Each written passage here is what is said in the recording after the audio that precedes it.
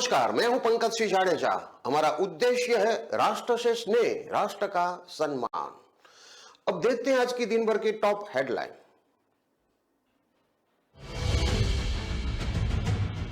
पटना के किडवईपुरी इलाके में दिवाली की रात हुई फायरिंग। हर्ष फायरिंग की सूचना पर पहुंची पुलिस। नलिनी अपार्टमेंट में से ओयो रूम संचालक गिरफ्तार।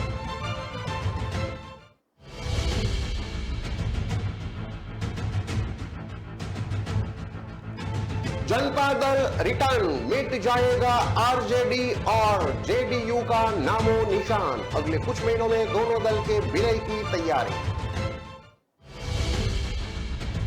पटना में देवी मंदिरों में भक्तों की लगी कतार। रंग बिरंगी लाइटिंग से सजाए गए मंदिर। भक्ति गीतों ने माहौल को बनाया भक्तिमय।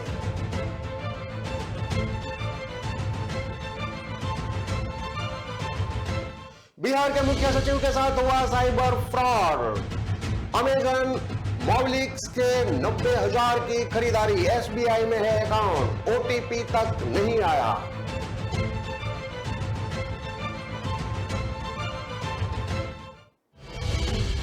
राजस्थान की 8 शहरों की हवा में धुला जहर। जयपुर में 64% बढ़ गया पॉल्यूशन। रेड जोन में पहुंचा जोधपुर। अब देखते हैं खबरें विस्तार से। राजधानी पटना में दीपावली की रात गोली चलने की आवाज सुनकर लोगों में भारी हड़कंप मच गया। यह गोली बुद्धा कॉलोनी थाने क्षेत्र के किडवईपुरी इलाके के नलिनी अपार्टमेंट में चली।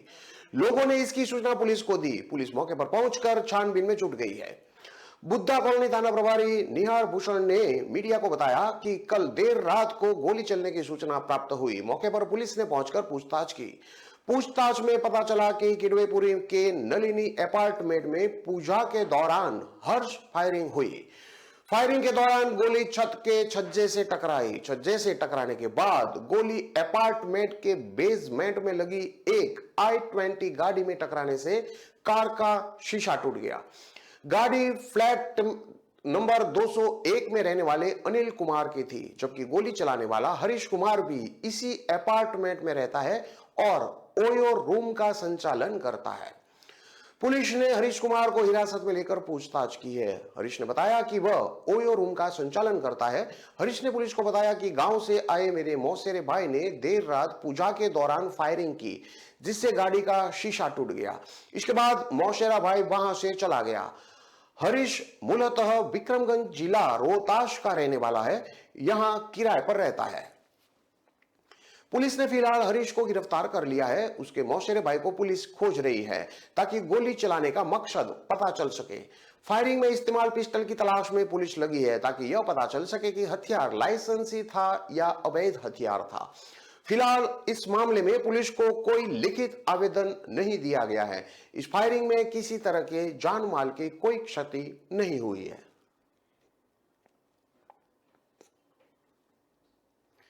बिहार के राजनीतिक गलियारों में एक चर्चा आम हो गई है कि राष्ट्रीय जनता दल और जनता दल यूनाइटेड का विलय होने वाला है और बिहार का कमान तेजस्वी यादव के हाथ में आ जाएगा। वैसे बिहार की सियासी तस्वीर पिछले 9 सालों में कई बार बदली है। जो दल साथ चुनाव लड़ते हैं, सरकार बनने के बाद एक साथ नहीं टिक पाते। जिनके खिलाफ चुनाव लड़ते हैं उनके साथ बिना चुनाव लड़े साथ आ जाते हैं। लेकिन इस बार ऐसा हो रहा है कि बिहार की राजनीति के कई नाम और निशान बदल जाएंगे। यह बदलाव जनता दल यूनाइटेड और राष्ट्रीय जनता दल में होने वाला है। सूत्र बता रहे हैं कि राष्ट्रीय जनता दल और जनता दल यूनाइटेड दोनों ही नए बदलाव के लिए तैयार है। बताया जा रहा है कि दोनों दलों की तरफ से इसकी तैयारी शुरू हो गई है। अंदर खाने की बात मानी जाए तो कुछ बिंदुओं पर अभी सहमति बननी बाकी है। इस साल के अंत में या अगले साल की शुरुआत में दोनों दल एक हो सकते हैं। दरअसल जनता दल यू और राष्ट्रीय जनता दल के विलय की चर्चा जोर पकड़ रही है। चर्चा है कि जेडीयू और आरजेडी का विलय 2023 में होगा। तब नीतीश कुमार इस्तीफा दे देंगे। इसके बाद बिहार के मुख्यमंत्री पद पर तेजस्वी यादव की ताजपोशी होगी। विलय की तैयारी तय है। पूरी स्ट्रेटेजी पहले ही बन चुकी है। इसके अनुसार 2023 में जेडीयू और आरजेडी का विलय प्रारूप तैयार है, लेकिन इस विलय के साथ दो पार्टियों के नाम और निशान भी बदल जाएंगे। इस बार इस बात की चर्चा उस समय शुरू हो गई जब दिल्ली में आरजेडी कार्यकारिणी की बैठक में राजनीतिक प्रस्ताव पेश कर रहे थे। आरजेडी नेता भोला यादव ने यह प्रस्ताव रखा कि आरजेडी के निशान, झंडा और तमाम चीजों में बदलाव होगा तो वो तेजस्वी यादव या लालू यादव करेंगे। अमूमन जो पार्टी स्थायी तौर पर रहती है उसके राजनीतिक प्रस्ताव में इस बात की चर्चा नहीं होती है, लेकिन इस बात की चर्चा राजनीतिक प्रस्ताव में किया गया तो इस बात को बल मिला कि जेडीयू और आरजेडी एक साथ जाएंगे। दरअसल आरजेडी और जेडीयू की तैयारी है कि विलय के साथ ही दोनों दल के नाम और निशान समाप्त कर दिए जाए, एक तीसरा दल बने जिसमें सभी नेता शामिल हो जाए। इससे अन्य कई नेताओं को भी सहूलियत होगी जिन्हें अभी के आरजेडी या जेडीयू से परहेज है। नए नाम और निशान के साथ नई पार्टी का फेस अधिक मजबूत साबित हो सकता है। सूत्र बता रहे हैं कि पुराना जनता दल का एक बार फिर उदय हो जाएगा। जनता दल टूटकर ही आरजेडी और जेडीयू बना था, अब एक बार फिर दोनों दल आपस में मिलेंगे तो जनता दल जैसी ही तस्वीर बनेगी। नाम और निशान में बदलाव के लिए आरजेडी ने पहले कदम बढ़ा दिया है। दिल्ली में 10 अक्टूबर को राष्ट्रीय जनता दल के राष्ट्रीय सम्मेलन में इस कदम पर आधिकारिक मुहर भी लग चुकी है। सम्मेलन में आरजेडी सुप्रीमो के हनुमान कहे जाने वाले भोला यादव ने आरजेडी के संविधान संशोधन का प्रस्ताव दिया। इस प्रस्ताव के अनुसार आरजेडी के नाम या इसके चुनाव चिन्ह लालटेन से संबंधित मामले में अंतिम निर्णय राष्ट्रीय अध्यक्ष लालू प्रसाद या तेजस्वी यादव का ही होगा। ऐसे में आरजेडी के कदम बढ़ाने के बाद अब जेडीयू को फैसला लेना है। सूत्रों की माने तो नई पार्टी का स्ट्रक्चर काफी में संतुलित बनाने की कोशिश की जा रही है। पार्टी के राष्ट्रीय अध्यक्ष के तौर पर नीतीश कुमार को आगे किया जाएगा, वहीं बिहार के मुख्यमंत्री के तौर पर तेजस्वी यादव और रहेंगे। मुख्यमंत्री पार्टी के राष्ट्रीय अध्यक्ष बनेंगे तो उन्हें राष्ट्रीय स्तर विपक्ष के नेता के तौर पर उभारने की पूरी कोशिश की जाएगी। नीतीश कुमार को नरेंद्र मोदी के बराबर तैयार किया जाएगा। बताया जा रहा है कि जिस तरह स्थितियां बनेगी उसके मुताबिक कुछ बदलाव भी किए जाएंगे। इस विलय के बीच बिहार विधान परिषद के प्रतिपक्ष के नेता सम्राट चौधरी ने कहा कि जैसे यह विलय होगा नीतीश कुमार समाप्त हो जाएंगे। बिहार की राजनीति में नीतीश कुमार अप्रासंगिक हो चुके हैं और जैसे ही दोनों दलों का विलय होगा वह समाप्त भी हो जाएंगे। उन्होंने बताया कि जिस तरह से 30% MY समीकरण का वोट लेकर लालू यादव पिछले 31 सालों से अपनी राजनीति कर रहे हैं, नीतीश कुमार उसमें समा जाएंगे। अब बिहार की जनता समझ चुकी है कि यह दोनों नेता मिलकर बिहार की जनता को धोखा दे रहे हैं।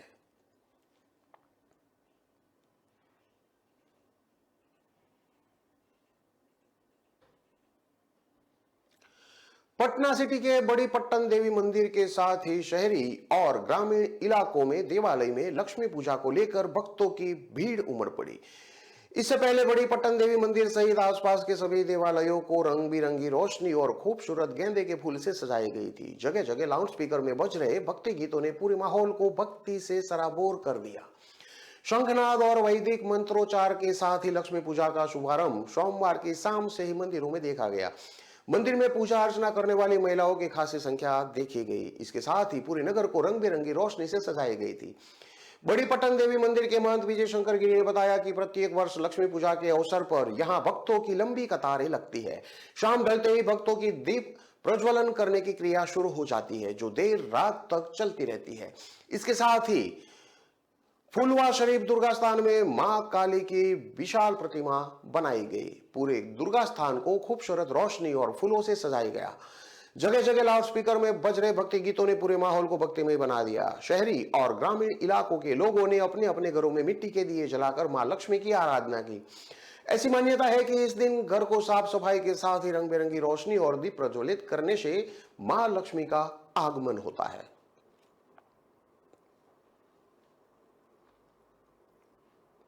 बिहार के सबसे बड़े प्रशासनिक अफसर मुख्य सचिव आमिर सुबहानी के साथ ही साइबर फ्रॉड हो गया।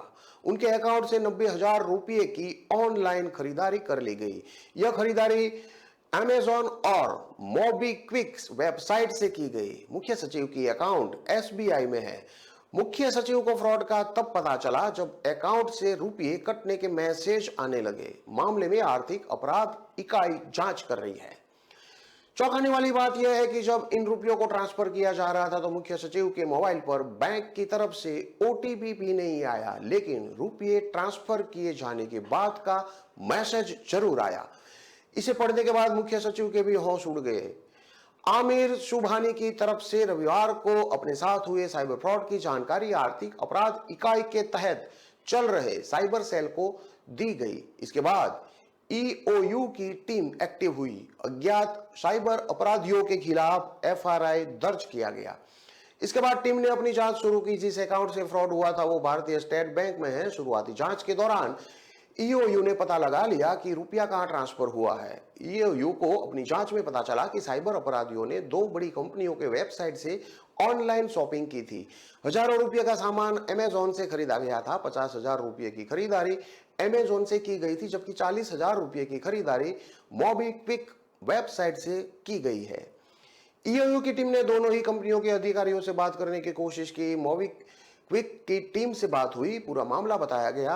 मोबीक्विक ने सामान की डिलीवरी रोक दी और इस तरह से 40,000 रुपये बचा लिए गए। मगर सूत्रों की माने तो अमेजॉन की टीम से अब तक बात नहीं हो सकी है। फिलहाल इस केस की जांच चल रही है। एटीएम फ्रॉड करने वाली गैंग के सरगना पंकज सैनी और उसके साथी विकास साहनी को पुलिस ने गिरफ्तार किया है। पंकज साइबर फ्रॉड को प्राइवेट लिमिटेड कंपनी की तरफ चला रहा है। गैंग में काम करने वालों को हर महीने एक तय सैलरी दी जाती है। इस कंपनी में 200 लोग काम करते हैं जिन्हें पंकज ने ट्रेन किया है। पंकज खुद करोड़पति है और उसने 3 शादियां की है।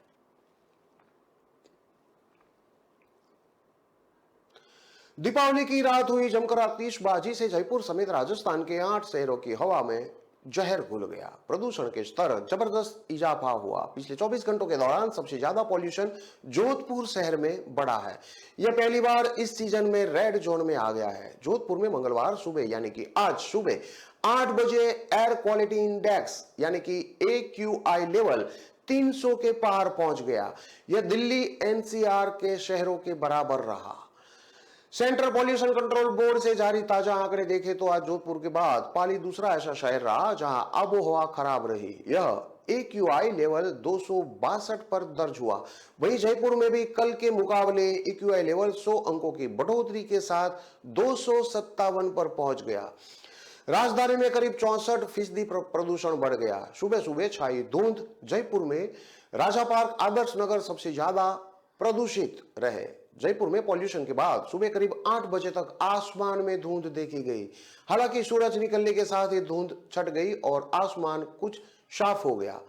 इससे पहले रात में आतिशबाजी के कारण शहर में जगह जगह धुआं होने से अस्थमा मरीजों को भी भारी परेशानी हुई। जयपुर में अलग अलग 3 जगह पर प्रदूषण का स्तर मापा जाता है।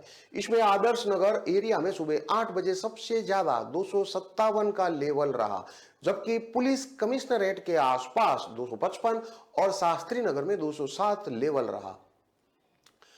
जयपुर पाली शहर में कल तक प्रदूषण का स्तर 150 से नीचे था, वह आज बढ़कर 200 के ऊपर चला गया। केवल उदयपुर और अलवर ही ऐसे शहर रहे जहां AQI लेवल 200 से नीचे रहा।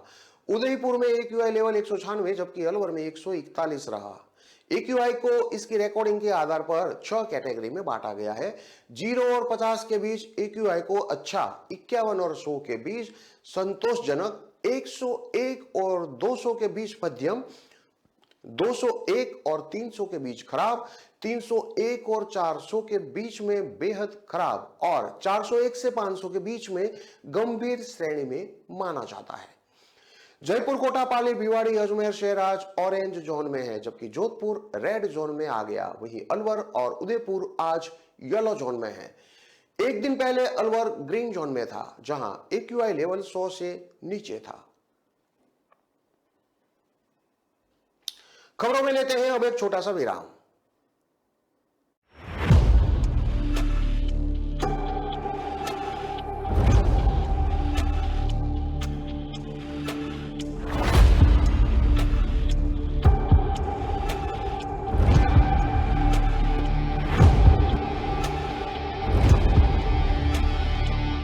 Amazon Great Indian Festival starting 23rd September. Ramesh के घर बड़ा वाला टीवी आया, पम्मी जी ने लेटेस्ट फैशन सबको दिलाया, चंचल ने भी नया फोन बढ़िया डील में पाया। अरे बोलो बोलो पूरे मोहल्ले को जानना है। Amazon से लिया, Amazon से लिया, Amazon, Amazon, Amazon। आ रहा है Amazon Great Indian Festival, बड़े ब्रांड्स पर बड़ी डील्स, नो कॉस्ट EMI और बैंक डिस्काउंट 23 सितंबर से लिया।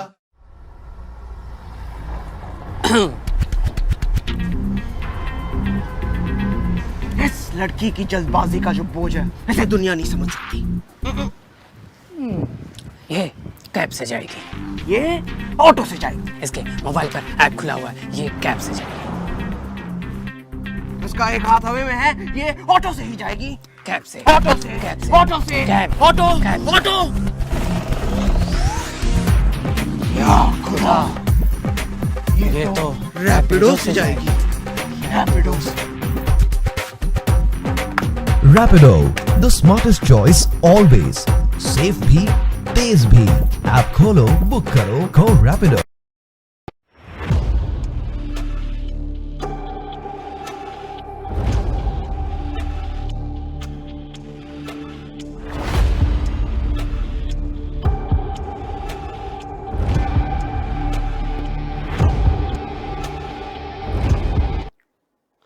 विराम के बाद एक बार फिर से आपका स्वागत है। अब देखते हैं आगे की और खबरें। अजमेर जिले के Nashirabad national highway Ramsar bypass चौराहे स्थित पुलिया पर एक चलते ट्रैक्टर में अचानक आग लग गई। अचानक आग लगने पर ट्रेलर के चालक और खलासी ने चलते ट्रेलर से कूदकर अपनी जान बचाई। आग से ट्रेलर जलकर खाक हो गया।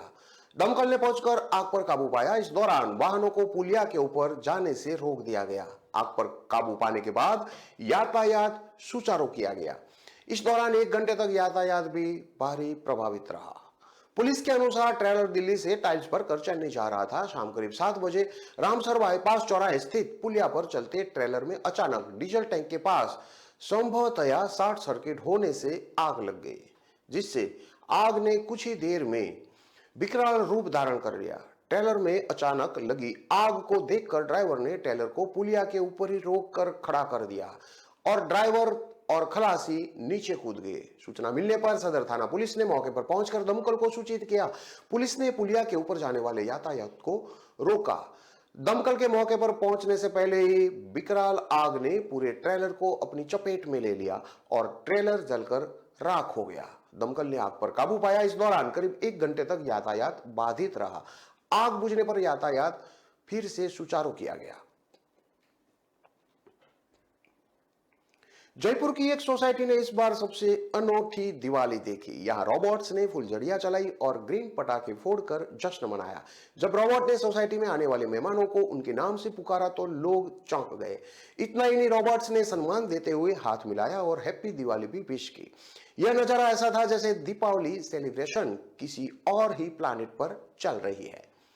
रोबोट की हर एक्टिविटी ने सभी विजिटर्स को चौंका दिया। लोग जितने सरप्राइज थे उससे कहीं ज्यादा अपने आप में सबसे अनूठी दिवाली भी एंजॉय कर रहे थे। यह नजारा देखने को मिला जयपुर के गुलमोहर गार्डन सोसाइटी में, जहां दिवाली के मौके पर लोगों को रोबोटिक टेक्नोलॉजी के बारे में अवेयर करने के लिए के उद्देश्य से विशेष techno event Deepawali with robot का आयोजन किया गया था। रोबोटिक एक्सपर्ट्स भुवनेश मिश्रा ने बताया, इस इवेंट को करने के पीछे एक खास सोच थी। जब हम सभी दीपावली मना रहे होते हैं तब फायर ब्रिगेड, पुलिस, सफाई कर्मी जैसे कई लोग अपने परिवार से दूर अपनी ड्यूटी कर रहे होते हैं। ऐसे में ये रोबोट उनका सहारा और एक बेटर ऑप्शन बन सकते हैं।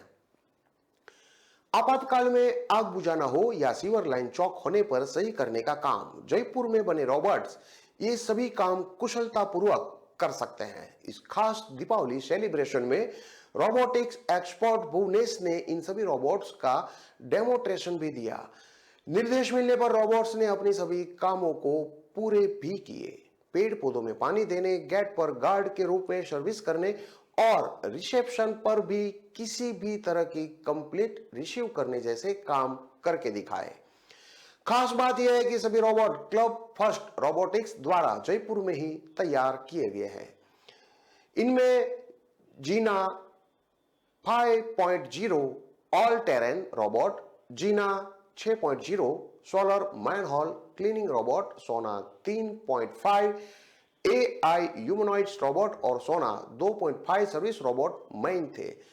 सोना 2.5 सर्विस रोबोट ने इस खास सेलिब्रेशन पर फैक्ट्रियों में फूड सर्विस का काम किया, कस्टमर से ऑर्डर लेकर टेबल तक सर्व किया। सोना 3.5 AI ह्यूमनॉइड्स रोबोट्स ने सोसाइटी में कंप्लेंट रजिस्टर करने, फीडबैक देने और सोसाइटी से संबंधित क्वेरी का जवाब देने का काम किया। साथ ही सोसाइटी के रजिस्टर मेंबर की पहचान कर उनके नाम बोलकर हैंडशेक कर वेलकम भी किया। आर्मी के टैंक की तर्ज पर डिजाइन किया गया सेना 5.0 ऑल टेरेन रोबोट काफी छोटा होने के बावजूद काफी पावरफुल है।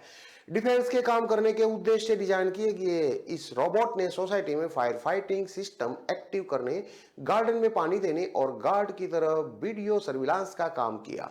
इसने सोसाइटी में गलत तरीके से पार्क किए गए वाहनों को भी हटाया। सोलर बेस्ड और JPS और गैस डिस्कनेक्ट अलार्म से लेस जीना 6.0 सोलर मैनहोल क्लीनिंग रोबोट के जरिए गहरे मैनहोल और ड्रेनेज की सफाई का डेमोन्स्ट्रेशन दिया। इस रोबोट में लगे कैमरे द्वारा मैनहोल को मॉनिटर भी किया गया। जैसलमेर के सोनारदुर्ग के परकोटे में सोमवार रात 10 बजे आग लग गई। पटाखे की चिंगारी 2 जगह सूखी घास में लग गई, धीरे धीरे बढ़ने लगी। दुर्ग में रहने वाले लोगों ने परकोटे के अंदर से आग पर पानी डालकर बुझाने की कोशिश की, लेकिन आग नहीं बुझी। 2 फायर ब्रिगेड ने करीब 2 घंटे की कड़ी मशक्कत के बाद आग पर काबू पाया। पटाखों की वजह से सोनदुर्ग के परकोटे की घास में आग लगी। आग सोमवार रात करीब 10 बजे के आसपास लगी। गौरतलब है कि इस सीजन में अच्छी बारिश की वजह से सोनदुर्ग में परकोटे में चारों तरफ अच्छी खासी घास उग आई है। ये घास सूख जाने की वजह से इनसे पटाखे की वजह से जल्द ही आग पकड़ ली। आग परकोटे में 2 जगह लगी। शिव रोड के दोनों तरफ से दूर से ही एक तरफ से सोनार किले के परकोटे के बाहर लगी आग दिखाई दे रही थी। लोगों ने फायर ब्रिगेड को सूचना दी। सूचना पर मौके पर आए 2 दमकलों ने करीब 2 घंटे की मशक्कत के बाद सूखी घास में लगी आग बुझा दी। अगर समय रहते आग को नहीं बुझाया जाता तो सोनार दुर्ग की परकोटे की दीवार को नुकसान हो सकता था।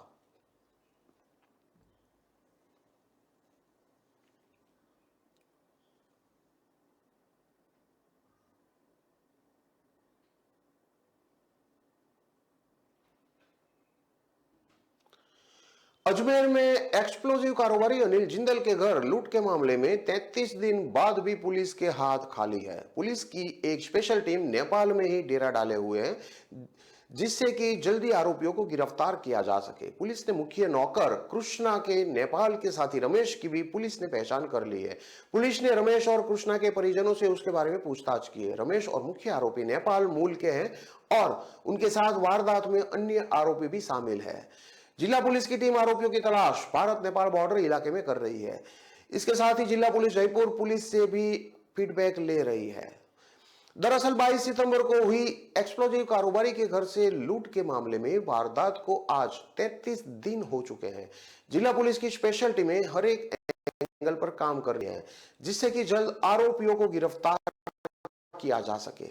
वहीं कारोबारी की मां गुणवंती की तबीयत ठीक होने पर उन्हें जय एलन हॉस्पिटल से छुट्टी दे दी गई है।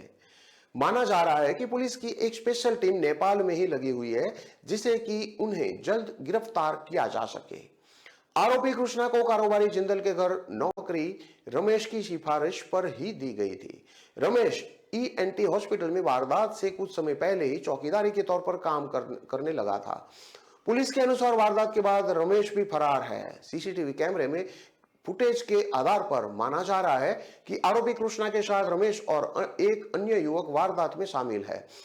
पुलिस के अनुसार जिंदल के घर वारदात करने वाले नेपाल मूल के तीनों युवक नेपाल भागने की फिराक में बॉर्डर इलाके में ही छिपे हुए हैं। पुलिस अन्य पुलिस की मदद से लोकेशन ट्रेस करने में जुटी हुई है।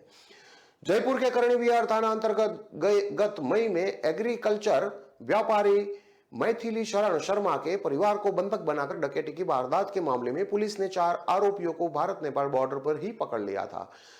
शर्मा के यहाँ नेपाली नौकर ने नेपाल निवासी अन्य साथियों के साथ वारदात को अंजाम दिया था। जयपुर पुलिस को ये मामले में तपेंद्र नेपाली और संतोष नेपाली सहित 14 आरोपियों की तलाश है। जयपुर पुलिस से फीडबैक लेकर जिला पुलिस भी इस तरीके से आरोपियों की खोजबीन कर रही है। नेपाल बॉर्डर पर गौरीकंटा, तिकोनिया, लखीमपुर खीरी और बनवास, रैक्सोल, गोरखपुर इलाकों में पुलिस की निगरानी बनी हुई है।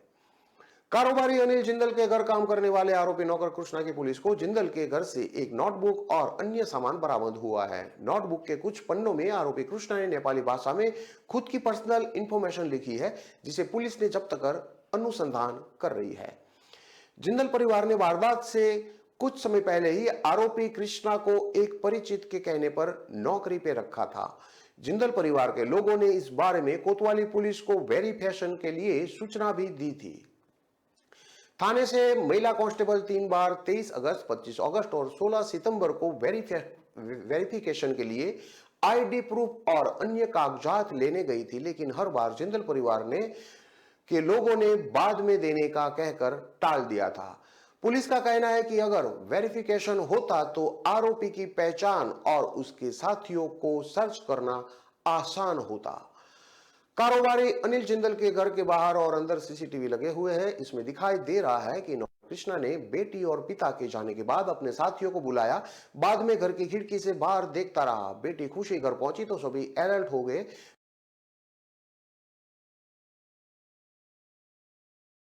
लगे सीसीटीवी में कैद हुई है। अभय कमांडर सेंटर के कैमरों नौकर इंडिया मोटर चौराहे और उसके 2 साथी बस स्टैंड की तरफ भागते नजर आए हैं। इसके अलावा पुलिस को शहर के सीसीटीवी कैमरों में आखिरी बार तीनों आरोपी रीजनल कॉलेज नई चौपाटी के पास टेम्पो में बैठकर जाते दिखाई दिए हैं। वारदात के बाद पिछली बुधवार रात को भी आरोपी शहर भर में इधर उधर छिपे हुए थे। बाद में उनके किसी बस में बैठकर शहर से बाहर जाने की आशंका थी। 21 सितंबर की रात को अनिल जिंदल को उनकी बेटी खुशी करीब 8 बजे कार से शास्त्रीनगर स्थित होटल कोर्टयार्ड में छोड़ने गई थी। घर पर सिर्फ उनका नौकर कृष्णा और मां गुणवंती ही मौजूद थी। इससे पहले नौकर कृष्णा ने बिजनेसमैन की मां को दूध दलिया में नींद की गोली मिलाकर दे दी थी। इससे गुणवंती बेहोश हो गई। कुछ देर बाद नौकर कृष्णा ने अपने 2 साथियों को घर में बुला लिया। इसके बाद नौकर ने अपने 2 साथियों के साथ मिलकर जिंदल के कमरे में रखी अलमारियां में तोड़फोड़ शुरू कर दी।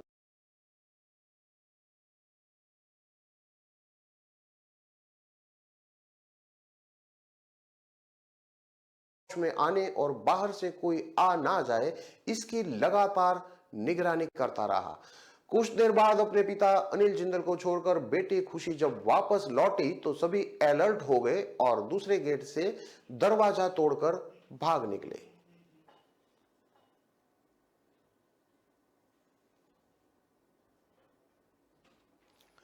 राजस्थान में पड़ोसी राज्यों से हथियार तस्करी का खेल खेला जा रहा है। उत्तर प्रदेश, मध्य प्रदेश और हरियाणा से अवैध हथियार खरीदकर प्रदेश में लाए जा रहे हैं। जयपुर कमिश्नरेट की क्राइम ब्रांच और डीएसटी हथियार तस्करों को काबू पाने का प्रयास कर रही है। हथियार तस्करी रोकने की कोशिश के चलते इस साल 370 प्रकरण दर्ज किए गए हैं, जिनके तहत अवैध हथियार तस्करी में 590 बदमाशों को गिरफ्तार भी किया गया, जिनके कब्जे से 430 अवैध हथियार बरामद किए गए हैं। Additional DCP crime Sulesh Chaudhary ने बताया कि राज्य के सीमावर्ती इलाकों से उत्तर प्रदेश, मध्य प्रदेश और हरियाणा से अवैध हथियारों की तस्करी कर राजस्थान में लाया जा रहा है। हथियार तस्करों के खिलाफ विशेष अभियान चलाकर भी कार्रवाई की जा रही है। जयपुर कमिश्नरेट की क्राइम ब्रांच और डीएसटी ने पिछले 2 सालों में 590 हथियार तस्करों को गिरफ्तार भी किया है, जिससे कई वारदातों को समय रहते टाला जा सकता है, जिसके चलते 370 प्रकरण दर्ज भी कर 430 अवैध हथियार बरामद किए गए।